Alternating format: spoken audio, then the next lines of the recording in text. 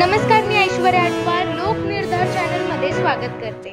शरद पवार, उद्धव ठाकरेंनी माझ्या नादी लागू नये. मोहळ उठलं तर सभाही घेता येणार नाही. सुपारी फेकीच्या घटनेनंतर राज ठाकरेंचा इशारा.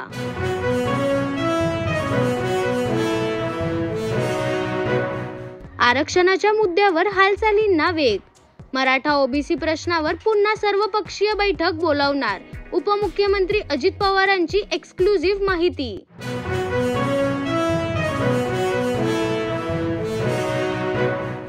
मला अटक करण्यासाठी चार षडयंत्र केली होती. परमबीर सिंगांच्या गौप्यस्फोटानंतर देवेंद्र फडणवीसांचा मवियाच्या नेत्यांवर आरोप.